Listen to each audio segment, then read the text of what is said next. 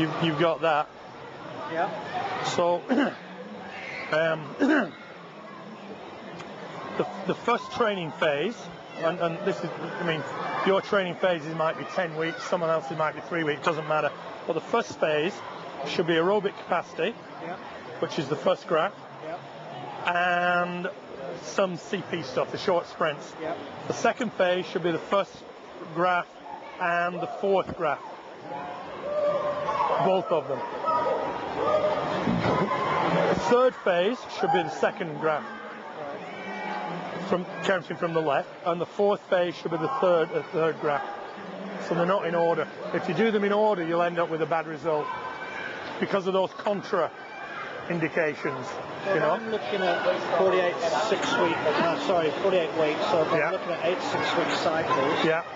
Then would I do, say, the first 12 weeks the first phase, or would that be too long? You could do the first 6 weeks of the first graph, and the next 6 weeks of the first and the fourth. Okay.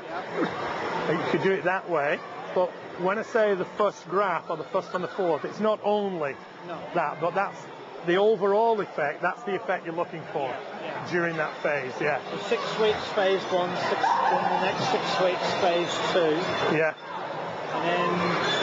And again, well, we've assumed those are even 6 weeks, 6 weeks, 6 weeks, 6 weeks. They might not be.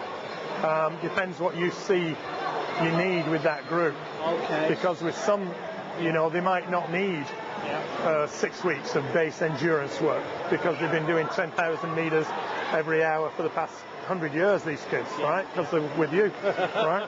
So they might not need that. So you might be able to short circuit that bit. But anaerobically, I know, I'm being facetious, right? Anaerobically, they might need more. So that phase might be longer. And another program might be the other way around.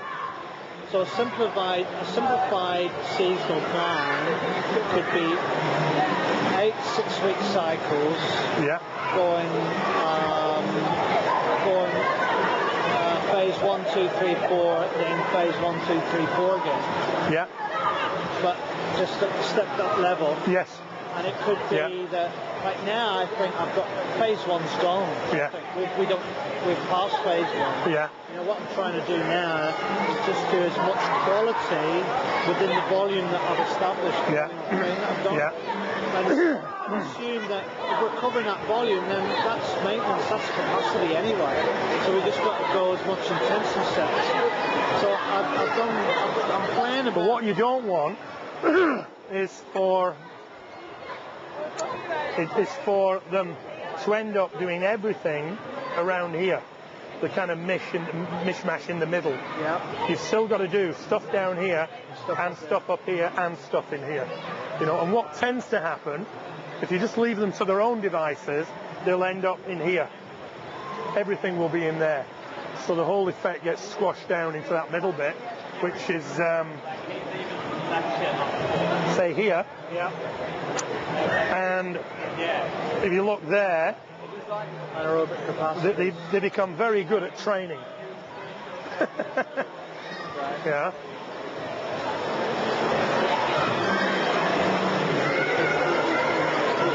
So then with this age group, like I've tried to maintain between 6.5 and 6.9 k a second. I dropped down to 4 on a Wednesday. We do a heart rate set and we do 30 minutes of minimum pace is 400 for the restart pace. And then Saturday morning we go 2.5 hours Saturday morning. We only go 6k and we're going a lot of 200, build to 200 pace and that sort of stuff. But when I'm looking at developing anaerobic car, is it anaerobic car? Third one. Is it a problem if I go down to 4 or 5k? No, not at all. Not at all. For the whole week.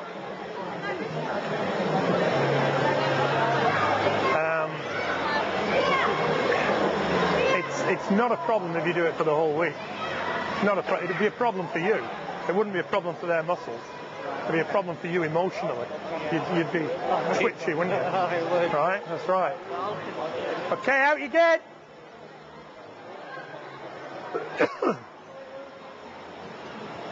So that's usually the problem. I'll tell you a story about Clive, but when I've got them back in. Right? Okay.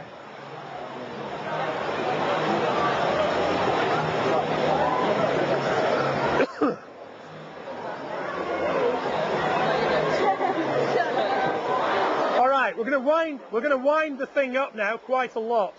We're going to go up to 60 strokes a minute. 60. Yeah? Some of the world's best sprinters will do more than 70. That's the sort of rating, the tempo that they're moving at.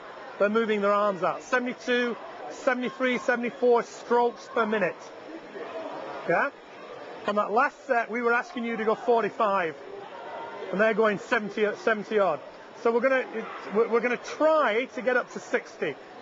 So what we've got is 225s on your main stroke, full stroke, on the minute. So lots of rest. Yeah? 225s on the minute. And then 150 on 2 minutes. We're going to go 3 times through. 225s, 150, 225s, 150, 225s, 150. On the 25s, I want you at 60 strokes or higher. That's very fast movement. On the 50s, remember you're going 3 times through. I want you to go 50, 55, 60. So if you hit 60 on the 25s, you've got to come back on the 50 to 50. And then the next time round, you come back to 55. The third time round, you go 60 on the 25s and 60 on the 50. That's very high rating. Don't lose control of the water. If you hold the water and you get that high stroke rating, you'll be swimming extremely fast. Hold the water with the high stroke rating, you're going to shock yourself. Loose hold of the water with the high stroke rate, you won't shock anybody. Do a low stroke rate and hold the water, you don't shock anybody, but it looks nice. Yeah, looks very pretty. But hold the water and get the high stroke rating, that's when you set the world on fire. That's what we're going to try and do on these. Questions?